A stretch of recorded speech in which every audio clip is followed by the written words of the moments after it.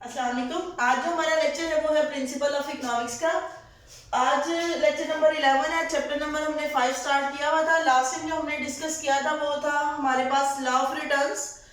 Law of returns में हम लोगों ने लॉ ऑफ इंक्रीजिंग रिटर्न को डिस्कस किया, हम लोगों ने लॉ ऑफ डिक्रीजिंग रिटर्न को डिस्कस किया, हम लोगों ने लॉ ऑफ कांस्टेंट रिटर्न को डिस्कस किया। और मैंने आपको बताया था कि अगर इस चैप्टर में से लॉन्ग क्वेश्चन आता है तो वो ज्यादातर या तो इकट्ठा आ सकता है, यानी कि law of return with the help of schedule and diagrams with their application, या फिर अगर जो सिंगल लॉ आता है वो हमेशा लॉ ऑफ डिक्रीजिंग रिटर्न का आता है।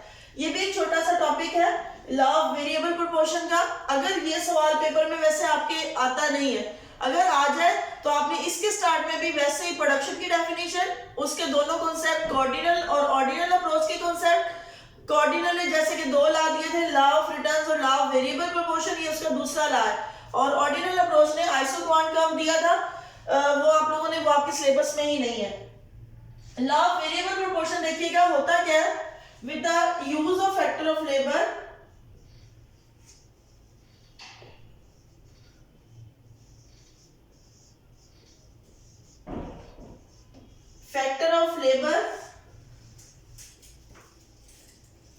the marginal production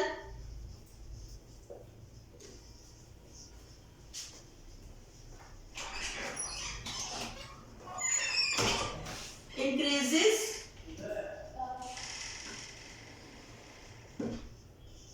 with decreasing rate।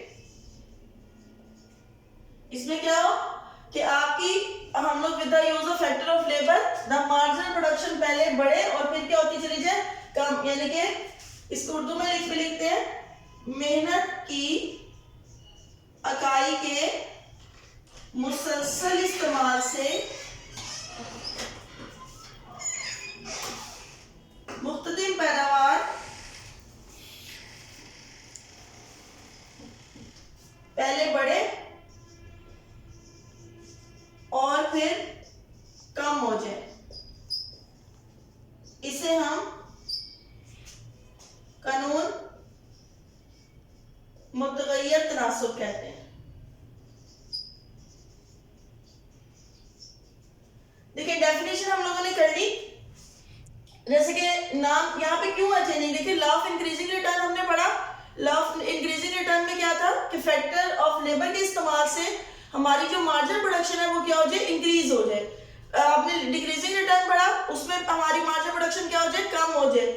आप लोगों ने जो सा वो कांस्टेंट रिटर्न पढ़ा, उसमें हमारी मार्जिनल प्रोडक्शन क्या हो जाए, सेम रहे। अब ये मुतगय्यर का मतलब क्या होता है, चेंज हो जाना। वेरिएबल मींस चेंज, तो वेरिएबल यहाँ पे with the use of factor of labour the marginal production increases with decreasing rate, यानी कि कभी वो जीरो पे चली जाए, कभी जो सा वो इंक्रीज हो जाए, कभी वो डिक्रीज हो जाए, यानी उसमें तब्दीली आती जाए। अब देखिए हमने नाम से ही डेफिनेशन बनाई है, डेफिनेशन से ही हमने क्या करना है, इसका स्केड्यूल, और फिर स्केड्यूल से ही हम लोग क्या बनाएंगे, इसकी डायग्राम। स्केड्यूल देखिएगा,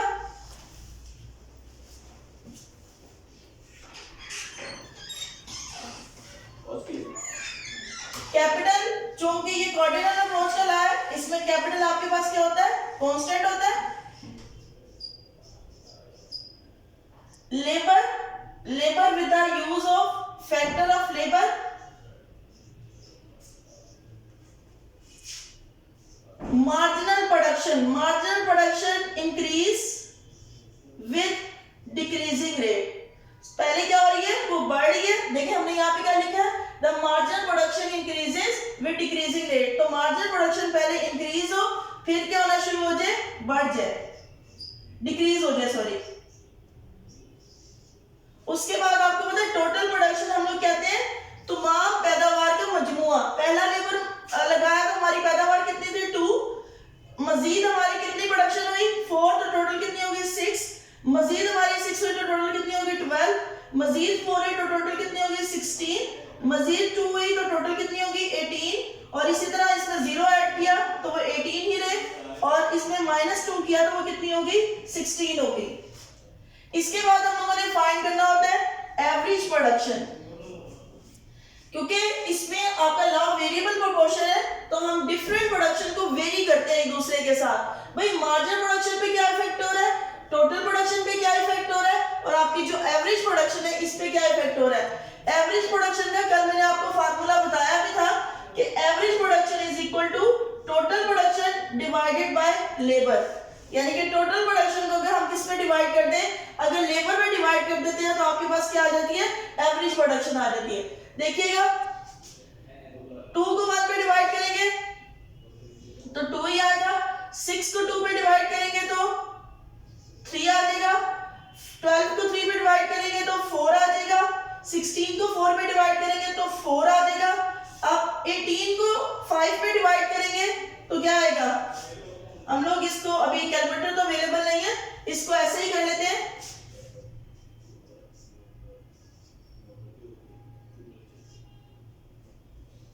तो तकरीबन ये आ जाता है 3.6। उसके बाद 18 को जब 6 में डिवाइड करेंगे तो वो कितना आ जाएगा, 3 आ जाएगा। और इसी तरह 16 को आप 7 पे डिवाइड करेंगे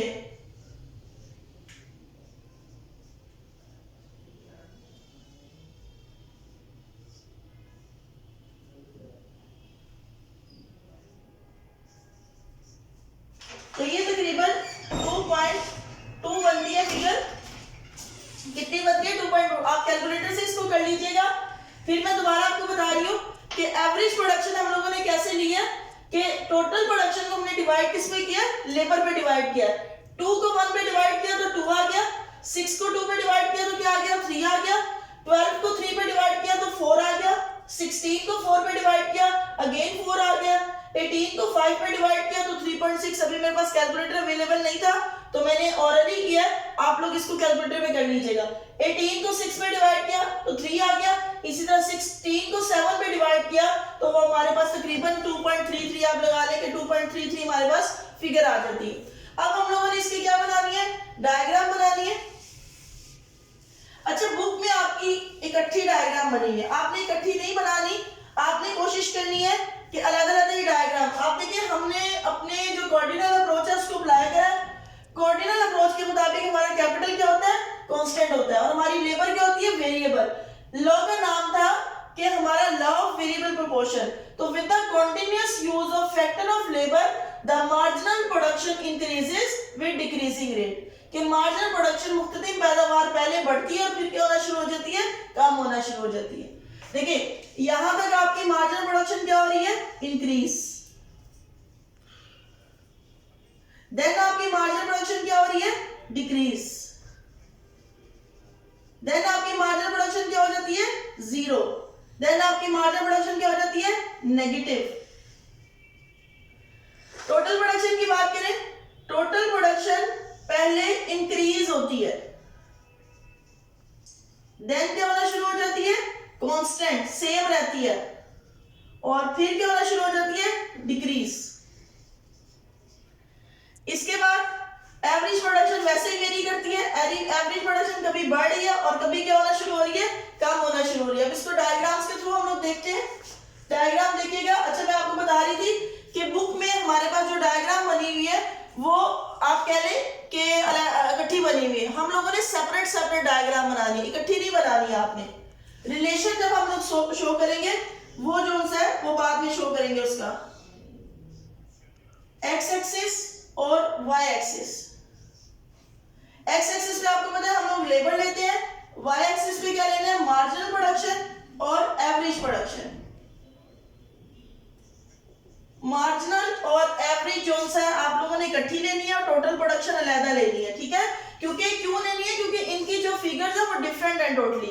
इसकी जो फिगर है वो तकरीबन सेम है। अगर हम लोग ये डायग्राम ले लेंगे तो इन दोनों की जो आप कह लें कर्व होंगे वो बहुत सिमिलर, बहुत स्मॉल से शो होंगे। तो हम लोग इसलिए जो है वो मार्जिनल प्रोडक्शन और एवरेज प्रोडक्शन को अलग लेते हैं और टोटल प्रोडक्शन को क्या लेंगे, अलग। बुक में जो है वो डायग्राम क्या बनी हुई है, सेम बनी हुई है। देखिएगा सबसे पहले ये आपको पता है नेगेटिव की भी चूंकि हमारे पास वैल्यू है तो हम लोग ले लेते हैं 2 4 6 तक की हमारे पास वैल्यू, बल्कि इसी तरह -2 आ जाएगी यहां पर। क्लियर। लेबर हमारे पास 1 2 3 4 5 6 और 7। फर्स्ट पे देखिएगा हमारी जो मार्जिनल प्रोडक्शन है वो कितनी है 2, सेकंड पे कितनी है 4, थर्ड पे कितनी है 6, फोर पे कितनी है 4, 5 पे कितनी है 2, 6 पे कितनी है 0 और 7 पे कितनी है -2। देखिए हमारी जो मार्जिनल प्रोडक्शन है वो इंक्रीज करती है विद डिक्रीजिंग रेट के साथ। Is it clear? यानी कि marginal production increases with decreasing rate. Clear? इसी तरह हमारी सेकंड देखिएगा एवरेज प्रोडक्शन फर्स्ट पे 2, सेकंड में कितना है 3, इन दोनों के सेंटर में वैल्यू आ जाएगी। उसके बाद कितनी है 4, देन कितनी है अगेन 4, देन कितनी है 3.6, तो 4 से थोड़ा सा बिलो आ जाएगा और 6 पे कितनी है तकरीबन 2.2, तो 2 से थोड़ा सा अबव आ जाएगा। तो जो आपका एवरेज प्रोडक्शन का कर्व होगा वो कुछ इस तरह से होगा। Is it clear? यानी कि आपका जो एवरेज प्रोडक्शन का कर्व है वो कुछ इस तरह से होगा। आपने देखिए हमारी मार्जिनल प्रोडक्शन सबसे पहले क्या हो रही है इंक्रीज, देन क्या हो रही है डिक्रीज, उसके बाद क्या रह रही है 0, देन क्या हो रही है नेगेटिव। इसी तरह एवरेज प्रोडक्शन पहले इंक्रीज होती है, फिर कांस्टेंट रहती है और फिर क्या हो जाती है डिक्रीज हो जाती है। अब हम बनाते हैं दूसरा कर्व। इसको स्केड्यूल को थोड़ा सा छोटा कर लेते हैं, यहीं पे बना लेते हैं ताकि आपके पास दोनों डायग्राम्स हो तो आप इजीली देख सके। अब हम लोगों ने y एक्सिस पे लेनी है total production, origin, labour 1, 2, 3, 4 and 5, 6 और 7। उसके बाद हमारी टोटल प्रोडक्शन है 2 to 18 जा रही है, तो हम 2, 4, 6, 8, 10, 12, 14, 16 और 18 तक ले लेते हैं। ठीक है, यानी कि जो वैल्यूज भी आएंगी उसी के साथ ले लेंगे।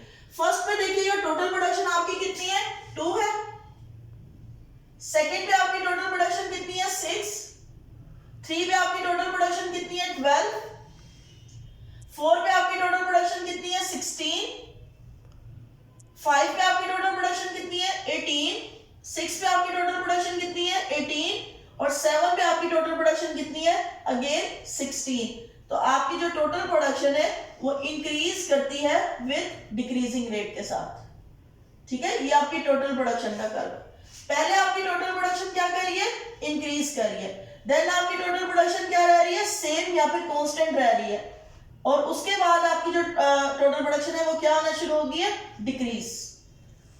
यही रिलेशन होता है। देखिए लॉ ऑफ वेरिएबल प्रोपोर्शन था ये, लॉ ऑफ वेरिएबल प्रोपोर्शन में मार्जिनल, ये आपने रिलेशन शो करना है, इनकी एक्सप्लेनेशन जब करनी है। मार्जिनल प्रोडक्शन आपकी इंक्रीज हो रही है, देन आपकी डिक्रीज होना शुरू हो गई और देन क्या हो गया 0 आ गई, उसके बाद क्या हो गया नेगेटिव चली गई। एवरेज प्रोडक्शन की बात करें तो एवरेज प्रोडक्शन पहले बढ़ती है फिर सेम रहती है, उसके बाद क्या होना शुरू हो जाती है कम होना शुरू हो जाती है। उसके बाद टोटल प्रोडक्शन की बात करें तो टोटल प्रोडक्शन पहले बढ़ती है, उसके बाद क्या रहती है सेम रहती है और उसके बाद क्या होना शुरू हो जाती है कम होना शुरू हो जाती है। यही हमने जो सा है वो आप देखिए डायग्राम और स्केड्यूल में भी यही किया था। इसकी आप लोगों ने एक्सप्लेनेशन अलग-अलग करनी है और डायग्राम आपकी बुक में चाहे इकट्ठी बनी हो आपने इसी तरह 2 डायग्राम्स में इनको बनाना है, क्योंकि मार्जिनल प्रोडक्शन और एवरेज प्रोडक्शन का आप कह लें इनकी जो अमाउंट्स है वो लिटिल बिट सेम है। अगर हम इकट्ठे ही बनाएंगे तो ये वाली वैल्यूज बहुत सिमिलर हो जाएगी, बहुत, या आप कह लेंगे सेम होना शुरू हो जाएगी। क्लियर? ये आप लोगों ने अच्छे तरीके से करना है। ये छोटा सा टॉपिक है, इतना लेंथी नहीं था, इसको देख लीजिएगा। ये आज का टॉपिक जो सा है वो आपका कंप्लीट हो गया है।